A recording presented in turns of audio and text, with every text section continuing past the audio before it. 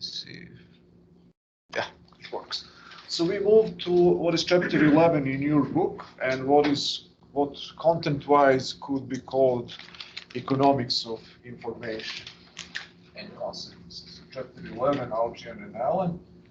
It's titled in the book illustrations or illustrative applications of price theory, or it is essentially how the costs of information, of obtaining information, affect our analysis of market prices, supply and demand.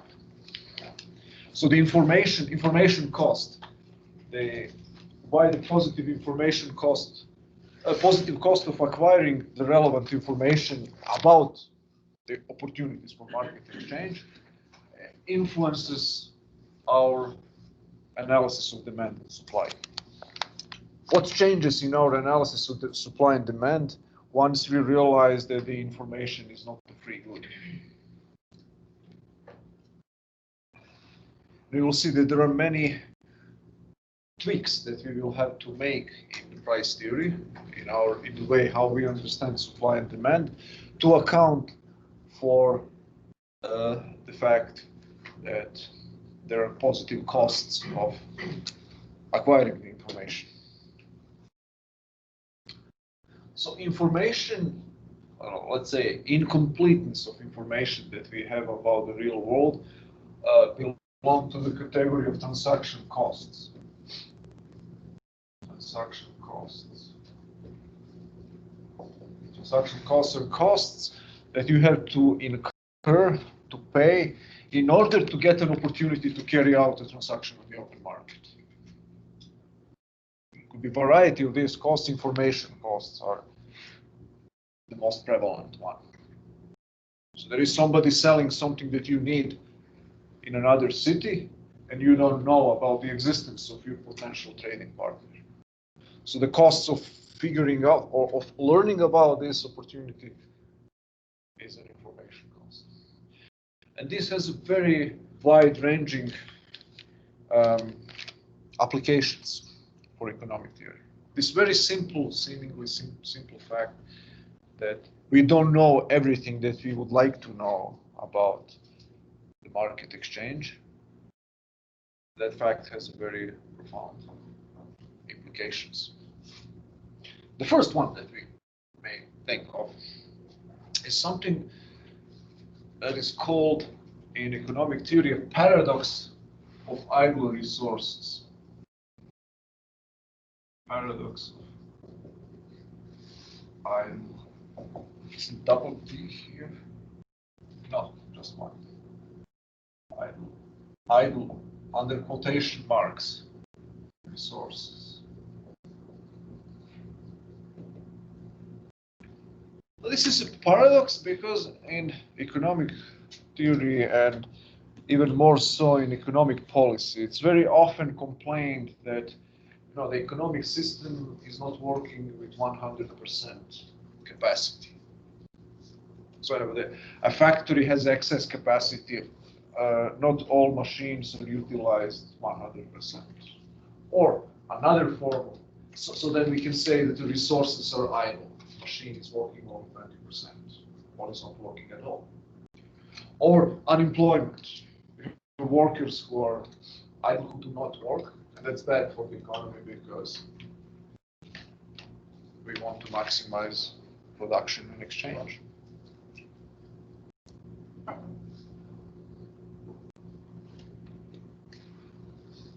So now if you accept that fact, then you will have to think about the efficiency of the price system. How can you say that the price system is efficient in allocating scarce resources towards alternative needs, alternative uses? That's the very first lesson that we learned.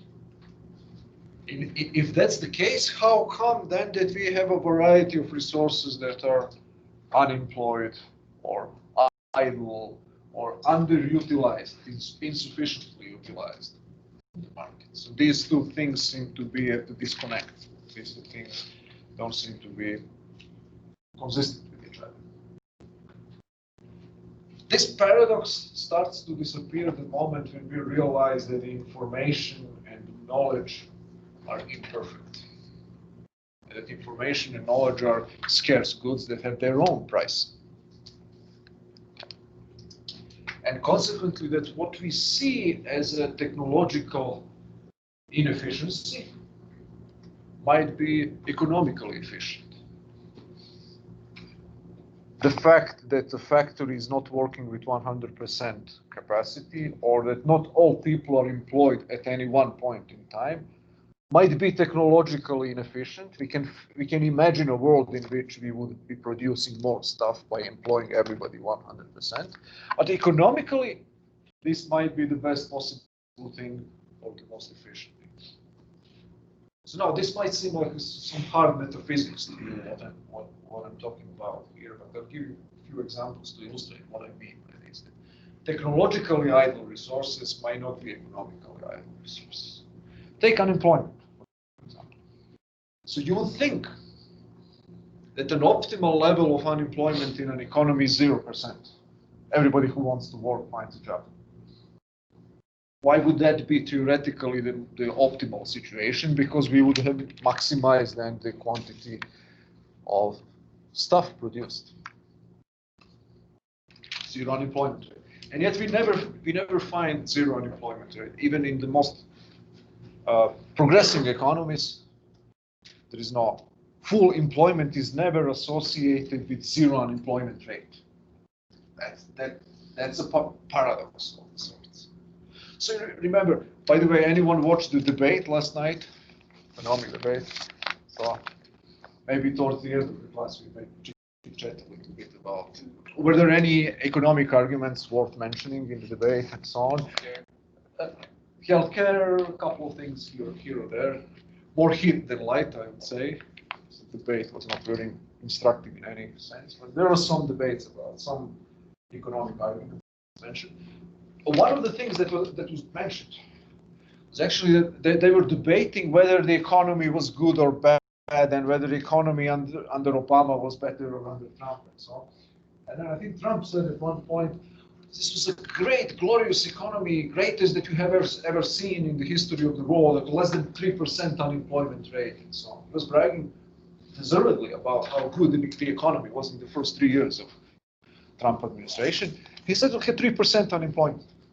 How can an economy with 3% of unemployment be very good? And it was very good, of course. The answer to that is that the costs of relocating workers, all other resources, are positive. Nothing happens instantaneously.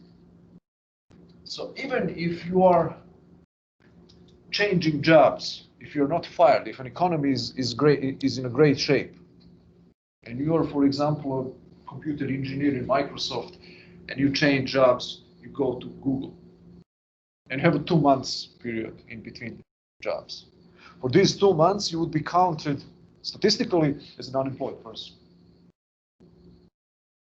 So from a statistical point of view or technical engineering point of view, this is a suboptimal allocation of resources. You have one person who is unemployed. And we can imagine a situation if this person was working for these 2 months, he would have been better off in terms of goods and services produced. And yet when you look from an economic point of view, you see that the economy will be better off when this person switches over to he or she would be earning more, and society would be better off as a consequence. The price of that is actually these 2 months that a person has to be on the labor market. So this is called, in economic theory, sometimes frictional unemployment. This unemployment that is not caused by bad economic conditions, it is caused by the nature of fact that people change jobs all the time. You know how many million new jobs are created every single year in the United States and destroyed. So people change jobs routinely, and this takes time. The information about the available job opportunities is not perfect and direct. You have to pay some cost in money and time to find a job, to get a job, to move over from wherever you've been living before to a new place present. So this process of optimally allocating workers to the places where they will be most productive takes time and money, usually. All of that because the information about available opportunities is imperfect. Or vice versa. You can imagine that a company is going bankrupt, or they had to reduce production because the demand for their product went down. They have to discount. They have to eliminate 2 or 3 machines that they've been using before. So now, from a technological standpoint, this is inefficient. These 2 or 3 machines could be producing something that is sold on the market. So then, from a technological standpoint, these machines are idle. They're not working. But from an economic point of view, this is a necessary step because the machines are stopping now to produce goods that shouldn't be produced. So it will take time until we find another employment for a machine, maybe in some other different production process. Eventually, maybe we will have to destroy the machine. Maybe economical is best just to destroy the damn thing if it doesn't produce anything useful. So the technological fact of idleness doesn't tell you anything about the economic usefulness.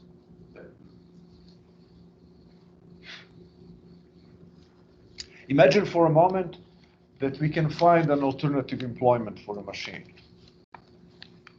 It will take time, just as it will take time to switch one worker from one firm to another. It will take some time to find a buyer to advertise the machine, to find somebody who will be willing to buy it, and so on, to transfer the machine. Then eventually this new firm will have to install the machine and to figure out for which exact production process it will going to work. Maybe they will need to retrain some of their workers who don't know how to work with this machine. So this process of dynamic change in an economy always takes time because people don't have a perfect knowledge and a perfect foresight about what's going to happen in the future. Then the temporary idleness of resources, human resources or physical resources, doesn't tell you anything about the economic usefulness of these idleness. Sometimes what we see as the idleness is just a necessary price that we have to pay for repurposing certain factors, for finding a new and better employment for these factors. A person finding a better job, or another company acquiring whatever, a new material, or a new machine, or a new office space. An optimal allocation of office space sometimes requires that you have 10 or 15% vacancy. Because it's not costless and instantaneous to find a firm that will need just this exact type of office space. And you can say, oh, this is inefficient because 15%, this firm that's real estate firm that is renting their offices, it's inefficient because they're missing rents for 10% of their space. No, that's not quite correct. Because to find an optimal business opportunity is costly, time-consuming. So you see, the conclusion that we can derive from this is that idle resources, the category of idleness is not an economic category. It doesn't make much sense from an economic point of view. It's a technological, so you always have to distinguish between technological concept of what is efficient and optimal and economic concept. Economic efficiency means whatever produces greater value to the consumer in the future. That's efficient. Technological efficiency is whatever increases production right now. whether that production is useful for future consumer demand or not.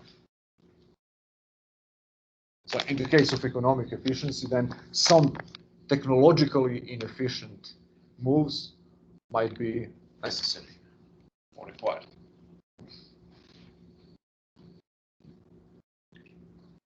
So that's one caveat here. One way in which information, the incompleteness of information plays into the analysis of prices and supply and demand. This doesn't work anymore. Lifeline, once again. I think that I've stolen one of your markers. I will bring it back. Sorry. That's what. Actually, there is a trade between me and the university. Actually, I'm stealing markers all the time, and in exchange, I'm losing my wallet every 2 or 3 weeks. So they can compensate. So paradox of idle resources. The next thing is the role of inventories. I was corrected. I'm stressing this in a wrong Slavic style fashion. Inventories, or inventories. Sorry, inventories. So what on earth inventories have to do with with information and knowledge? So can you define inventories for me? What is that? And why firms keep inventories? So what are inventories? It's like a supply of a product that's like just kind of sitting in the back room. Yeah. So that's a supply of your product that you're selling that is not necessary for you right now. It's sitting in the back room. Okay, so now take a look at how this fits into our supply and demand analysis.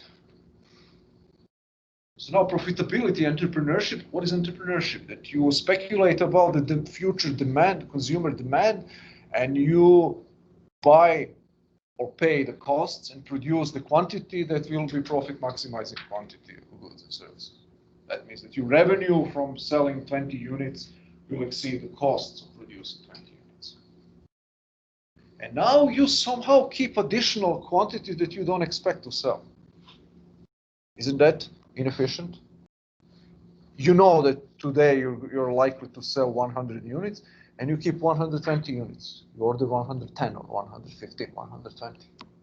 Isn't that a money-losing proposition? Why would anyone be keeping inventories? So you pay for more than you can sell.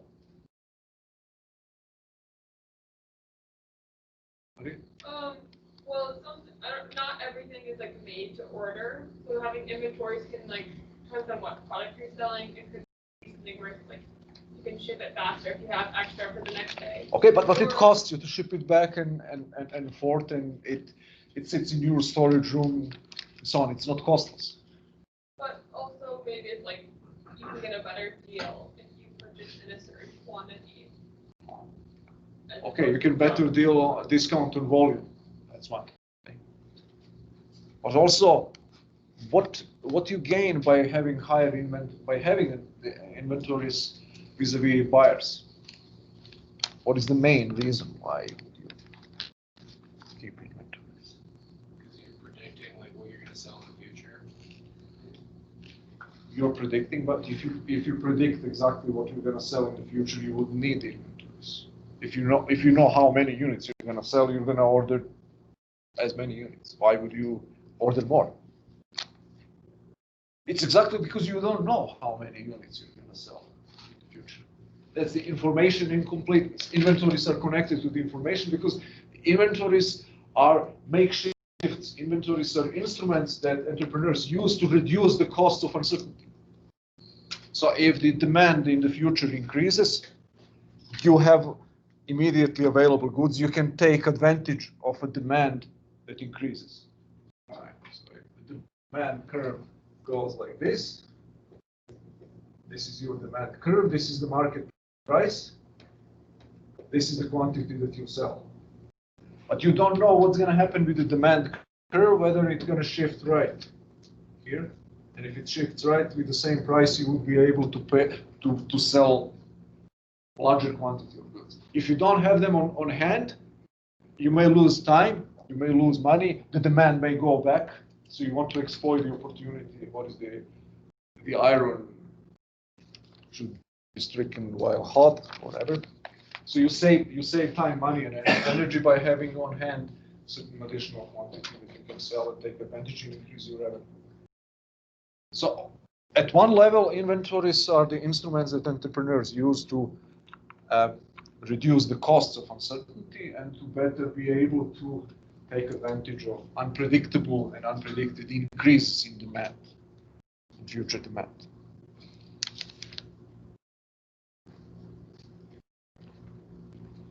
So you can say that they economize on the costs of predicting the future.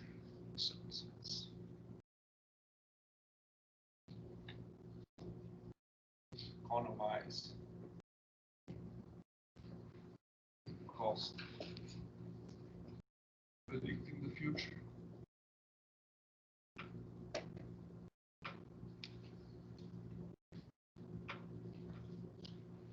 That's one function that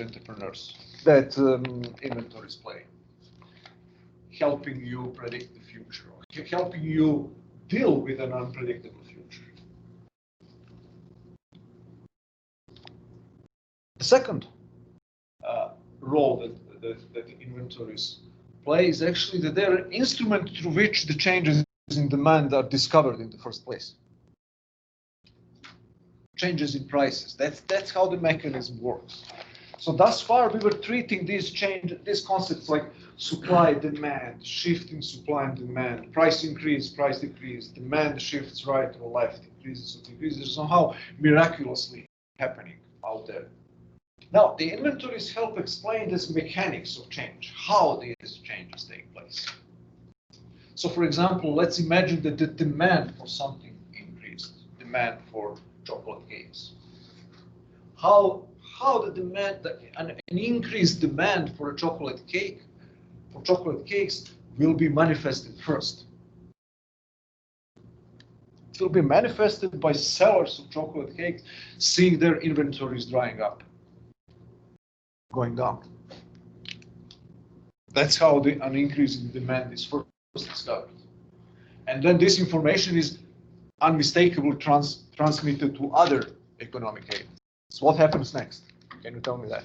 So you see your inventories are going down. What do? You want to maintain a given level, an optimal level of inventories, whatever you consider to be 5%, 7%. So in order to maintain a given level of inventories in the face of declining inventories, you have to order new. So then the chocolate cake producers have to buy more stuff, more chocolate, more sugar, more other goods and services to produce more. So that means that the price of all of these things goes up. So, but the price of chocolate cakes on the first place go up. And vice versa. What happens if people reduce their purchases of chocolate cakes? The inventories will keep increasing. What happens then? The price will have to go down. So the demand shifted to the left, the demand decreased. People are buying less. So again, the inventories are the first mechanism or first instance in which we learn about the changes in demand. So inventories help us discover the information about the changes in demand. So you see, they play two roles. They help entrepreneurs reduce the costs of unpredictable demand in the future, and they also allow the information about the demand conditions to be discovered, to be known.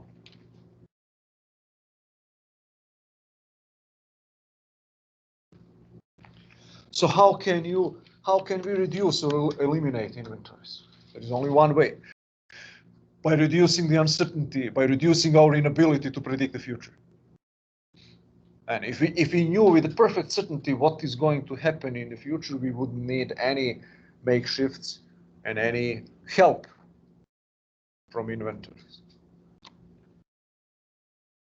There are some economic models that assume the absence of uncertainty developed. They are not realistic depictions, of course, of what's happening in reality, but nevertheless, if you assume away by definition uncertainty about the future, then you don't need inventories at all.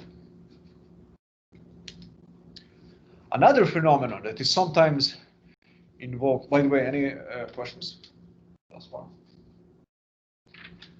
Another phenomenon that is sometimes associated with that is considered to be a problem or a form of market inefficiency, but when looked at more clearly and more precisely, it turns out it's not inefficiency, it's so-called price rigidity. You see, you have a variety of phenomena that could be treated as some flaws or problems or failures of the price mechanism, market system, but that are not. When you look at their role that they play in reducing uncertainty and in economizing on information, price rigidity or stability, or you can call it sometimes sticky prices. Sticky prices. So now what is that? That is a term used to describe one remarkable phenomenon. The phenomenon of relative price stability. When you go in any retail store, you will find that most items are priced at a similar or the same level for a very long period of time. Now, why is that a paradox? Why is that unexpected? Any ideas? Why would anyone call this fact that the price of milk is the same now as it probably be in 3 months or 4 months strange or weird? And it is considered strange and weird, and it is in a certain sense when you think. Go back to the basics. What determines prices? Supply and demand schedules. What determines demand and supply schedules? Eventually, when everything boils down to that, availability of goods, quantity of goods, and human preferences. What is the main characteristic of human preferences? What are they? They change a lot. They're extremely changeable. They're subjective and they change from one moment to another. So the demand schedules are determined by marginal utility, by the strength of our preferences for different units of goods. And they're extremely changing, unpredictable, fluctuating all the time, because they are products of human free will and human free decisions that cannot be predicted. They are chaotic in mathematical sense. If this is so, how come then that the price, which is an equilibrium between supply and demand, is stable 6 months if preferences on which demand and supply are based are not stable? So that's the paradox of price stability. Now, this might seem somehow wrong to you. Then you may think to yourself, okay, then the market prices must be wrong in a certain sense. If they're stable and the phenomena on which they're based are unstable and changing, then something must be wrong with them. Until you realize that there are costs of changing information, that there are costs of figuring out the real preferences with any level of precision.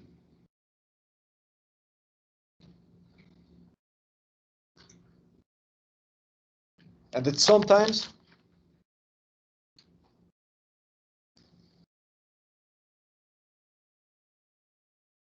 it might be difficult to discover these real prices.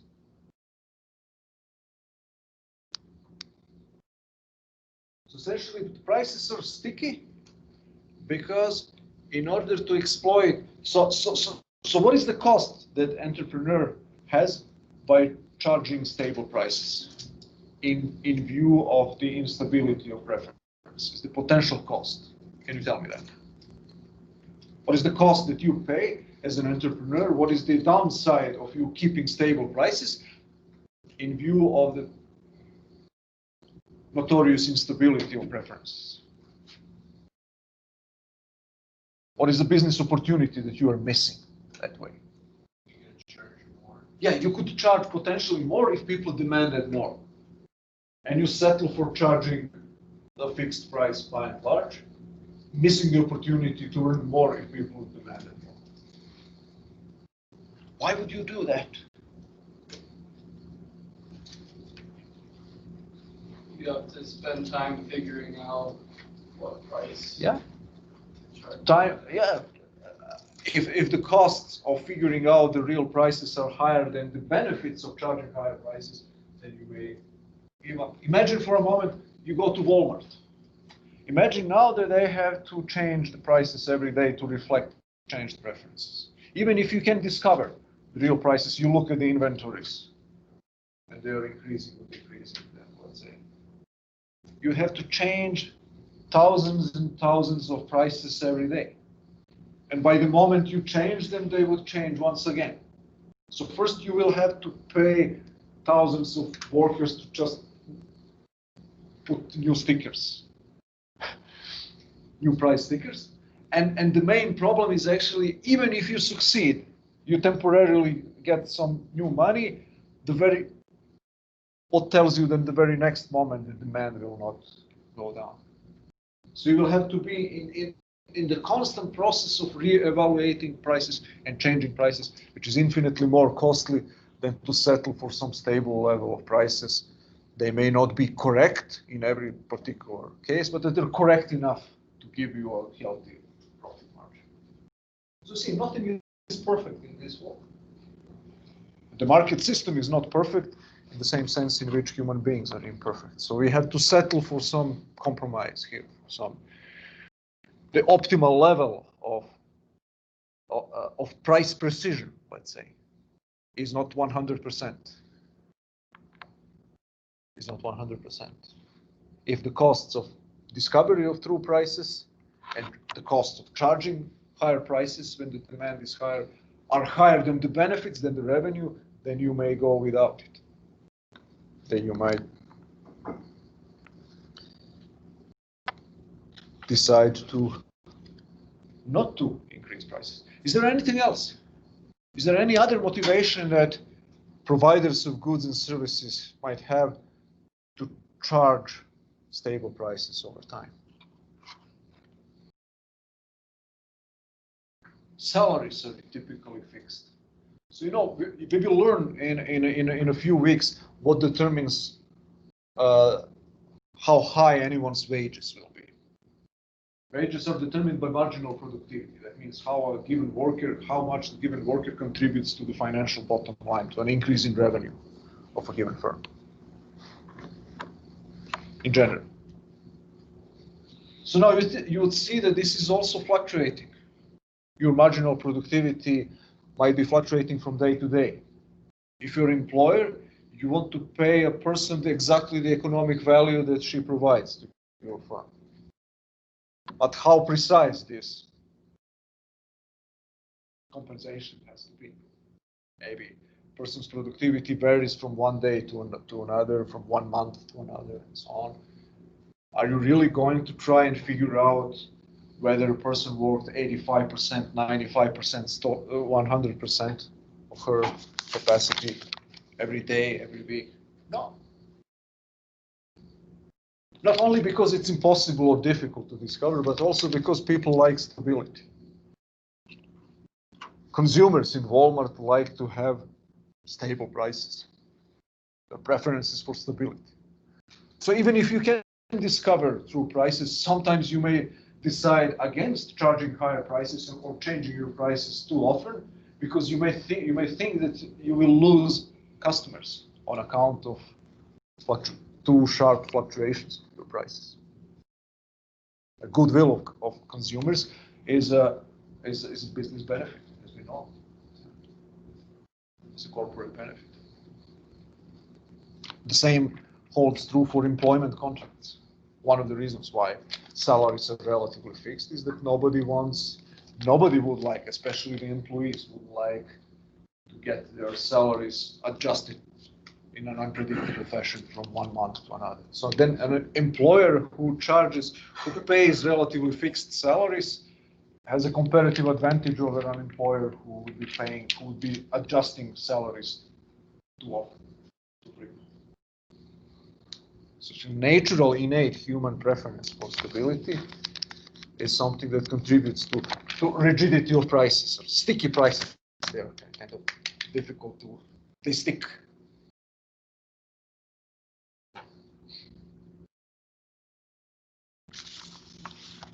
Now, one of the reasons why this is sometimes considered the problem is that if wages are subject to union contracts, you cannot reduce wages in the cases of a recession, for example. Then there could be a problem. Then excessive unemployment may result in a recession. So one of the reasons, for example, why during a recession you will have typically a much higher unemployment rate in a country that is heavily unionized than in a country which is less heavily unionized. One of the main reasons for that is that the labor contracts in a unionized country are much less flexible in terms of adjusting the scales of salaries. They're long-term contracts and you cannot reduce the wages of employees. And then when the demand for a product goes down and revenue goes down and profitability goes down, then the only way to keep the firm afloat would be to fire some people, to furlough.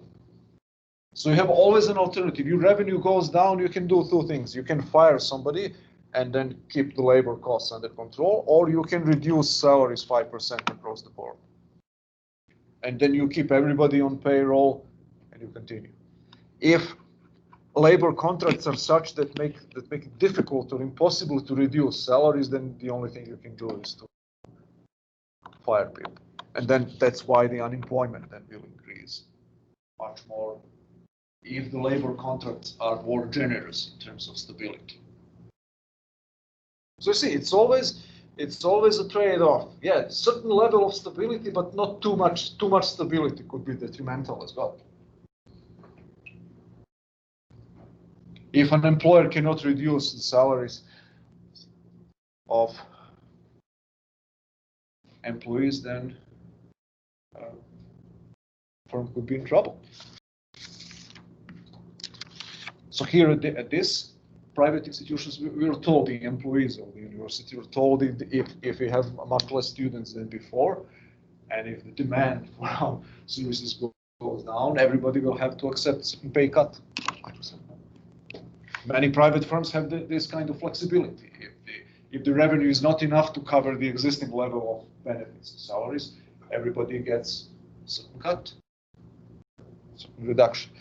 Imagine that we are a unionized labor force. You cannot reduce salaries in any occasion. Then the only choice would be between going bankrupt and firing some people.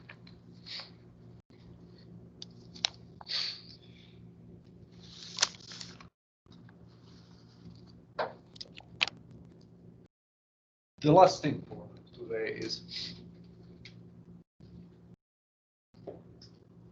something that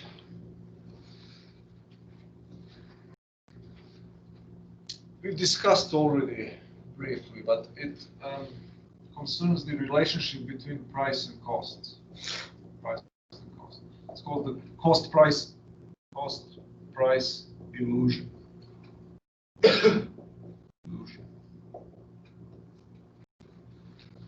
So what's that? That's the idea that the costs of production determine the market price of a product.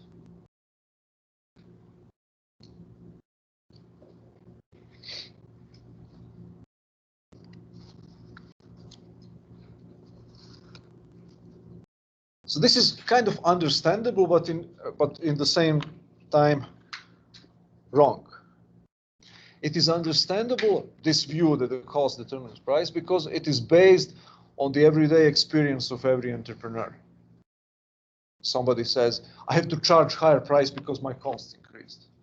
We don't think of that as something unusual or crazy. So say, oh yes, of course. The firm has to increase price because the cost increased. There's no other way. So then from this, people derive a statement that is wrong economically, that it is costs of production that determine the price, which is not the case. So this entrepreneurial, or we can say accounting view of costs and prices is wrong when applied to economic theory. It doesn't show the causal chain of how prices are formed in the market system. It is not that the costs determine the price, but the other way around. So that one source of this illusion that the cost determine prices is this ubiquity and naturalness of taking the view of an individual entrepreneur as a description of what is really going on in the economic sense. The second aspect is the prevalence of a particular theory of cost that stems from the classical economics, from Adam Smith, and later from David Ricardo and Karl Marx. Eventually, Karl Marx made it most popular, and that's the labor theory of value.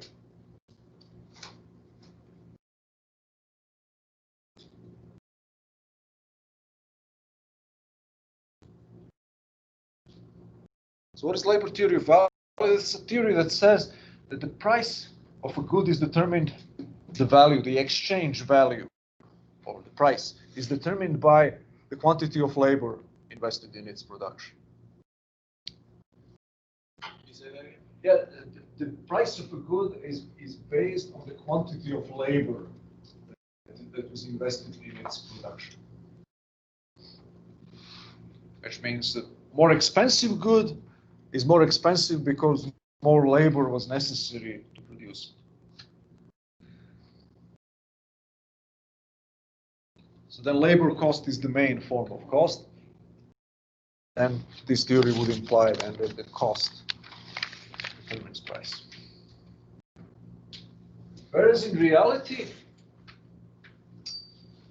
we know one thing that kind of militates against this picture right off the bat. We know the theory of consumer sovereignty, that it is the consumer who is the boss in a market economy. You know the concept that everything that is being produced is produced in order to satisfy consumer needs. It is not that people have consumer needs in order to buy something that is expensive. It's the other way around. So if consumer needs are this like an Aristotelian telos, this source of every activity in an economy, then the picture gets reversed. Actually, the price as a reflection of the strength of consumer preferences is the cause. And the costs that are paid to produce what consumers want is something that is derived. It is the price of the final consumer good that is the cause, and the cost that is the consequence. It is the price that determines the cost rather than the other way around. So this example that I mentioned you once again is a useful illustration. Remember this example of California wine. So California wine is very expensive for American standards, some California wine, especially those produced in Napa Valley, California. So now, if you look at the problem from this accounting individual entrepreneur's point of view, you would think to yourself that, oh, the California wine might be very expensive because an acre of land for Napa Valley vineyards is very expensive to buy or rent. So then they have to sell wine at a very high price because they have to pay very high costs of land that is necessary to grow wine, to grow grapes in order to get wine. Whereas in reality, what is going on is that people really want red wine produced in California. And the reason why Napa Valley vineyards are so expensive is that they contribute to production of something that people value so highly. So a correct theory of cost. So this the notion that cost determines price is an illusion. Illusion that stems from looking at the economic process from an individual entrepreneur's point of view. And looked from a comprehensive point of view of how things fit together in an economic system, you see then that the price, as being determined by consumer preferences, determines what kind of costs will be paid. So wine is very expensive. Then the Napa Valley, the main reason why Napa Valley vineyards are expensive is that they can be used to produce California wine. The land in agricultural land, acre of a good agricultural land in North Dakota is much less expensive than an acre of a land in Napa Valley, because whatever you can produce with an acre of land in North Dakota will give you something that you can sell for less on the market than wine that you can produce in California. If we discovered magically a way to use the North Dakota arable land for some purposes, for something that is more expensive and scarcer and more highly valued than wine, the price of land here would have skyrocketed right away. So this process of final consumer goods giving the value of all resources that are used to produce them is called imputation. That's a theory. The correct theory of the relationship between the price and cost is imputation. That means that the value, the exchange value, is imputed from consumer goods backwards to all the things that are used in the production process to make it. So beef, retail beef has a good price, has a price because people like to eat beef. But then retail beef gives the value to wholesale beef, imputes the value in wholesale beef. Wholesale beef is worth only because it is a stage in producing the final consumer good, retail beef. Then the wholesale beef gives value to meat packer, the meat that is packed in the meat packing factories. Then the meat packing factories product gives value to butchers.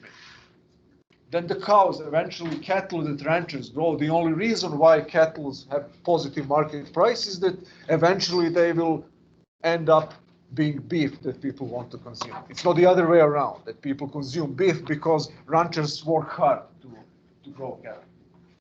So you see, the relationship is exactly the opposite. What gives value to everything is we as consumers.